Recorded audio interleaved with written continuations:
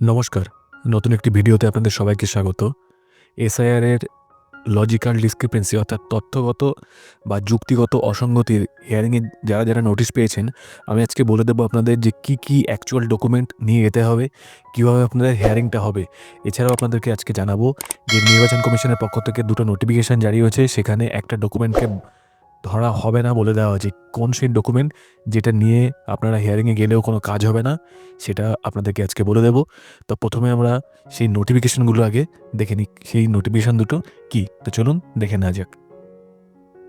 দেখুন, এই যে সেই নোটিফিকেশান কবে পাবলিশ হয়েছে, 15ই জানুয়ারি 2026 পাবলিশ হয়েছে। সেখানে কি বলা হচ্ছে, সেখানে একটা গুরুত্বপূর্ণ তথ্য বলা হচ্ছে। সেখানে বলা হচ্ছে যে মাধ্যমিকের যে মাধ্যমিকের অ্যাডমিটকে কিন্তু অ্যাকসেপ্ট করা হবে না। এটা এখানে ক্লিয়ারলি বলে দেওয়া হয়েছে। মাধ্যমিকের অ্যাডমিট আমরা জানতাম সব জায়গাতেই মাধ্যমিকের অ্যাডমিট কাজে লাগে, কিন্তু এসআইআর এর যদি আপনার হিয়ারিংয়ে নোটিশ এসে থাকে, সেক্ষেত্রে আপনি মাধ্যমিকের অ্যাডমিটকে কাজে লাগাতে পারবেন না। এর বদলে আপনি কী করবেন? এর বদলে আপনি সার্টিফিকেট, মাধ্যমিকের যে সার্টিফিকেট, সেই সার্টিফিকেট আপনি ইউজ করতে পারবেন। তাই বলবো, যদি আপনাদের কাছে মাধ্যমিকের সার্টিফিকেট থাকে তাহলে অবশ্যই সার্টিফিকেটটা দেবেন, অ্যাডমিট কিন্তু দেবেন না।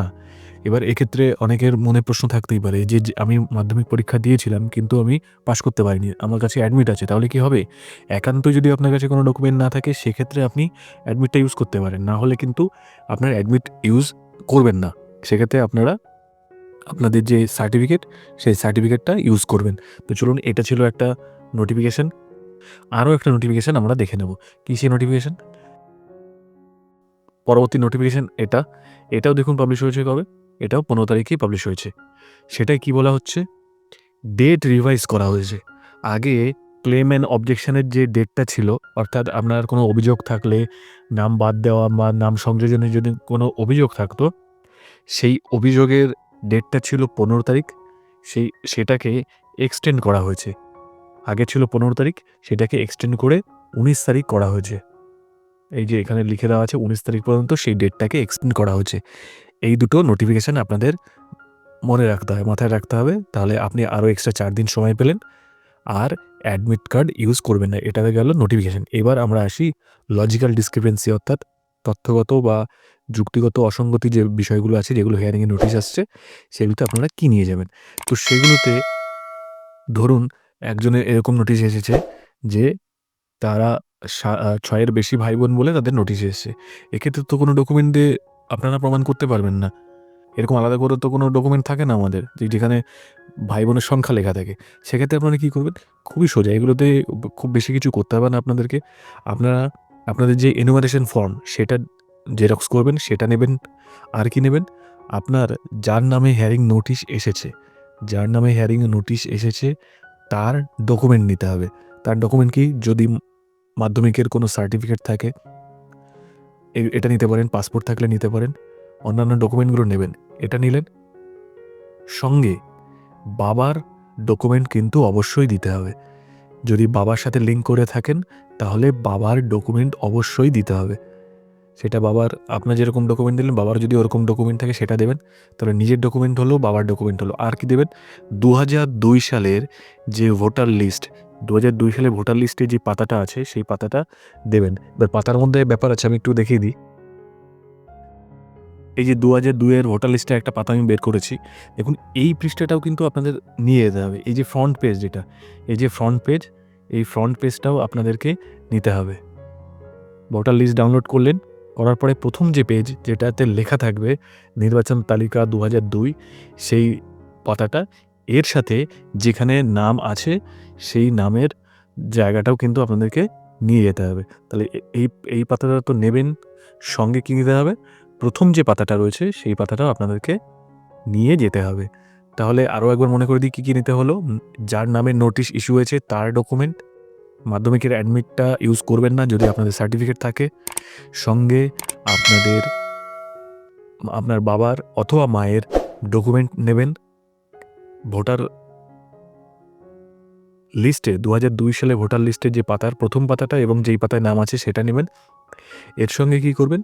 আপনাদের যে এনুমারেশন ফর্ম, যেই ফর্মটা দিয়েছিল, সেটার জেরক্স কপি নেবেন। যদি আপনারা অনলাইনে ফর্ম ফিল আপ করে থাকেন তখন যে অ্যাকনোলেজমেন্ট স্লিপটা বেরিয়েছিল সেটা সঙ্গে নেবেন। খুব বেশি সময় লাগবে না, সব কাগজগুলো রেডি করে রাখবেন। কাগজগুলো রেডি করলে কি হবে, আপনাদের যেদিন হিয়ারিং আছে যতদূর খবর পাওয়া যাচ্ছে ছবি তোলা যেহেতু হবে, 5 জন বা 10 জনের গ্রুপে ছবিগুলো তুলে জাস্ট ডকুমেন্টগুলো সাবমিট করে আপনাদেরকে ছেড়ে দেওয়া হবে। অ্যাটেন্ডেন্স করিয়ে ছবি তুলেই ছেড়ে দেওয়া হবে। ফলে আপনি যদি কাগজগুলো গুছিয়ে না রাখেন তাহলে ওখানে কিন্তু আপনি সময় পাবেন না। তাহলে সেক্ষেত্রে আপনাদেরকে কী মনে রাখতে হবে, সমস্ত কাগজপত্র আপনারা গুছিয়ে নিয়ে যাবেন, নিয়ে গিয়ে ওখানে অ্যাটেন্ডেন্সে সই করবেন, ছবি তোলা হবে, আপনাদেরকে ছেড়ে দেওয়া হবে লজিক্যাল ডিসক্রিপেন্সির কেসগুলোতে।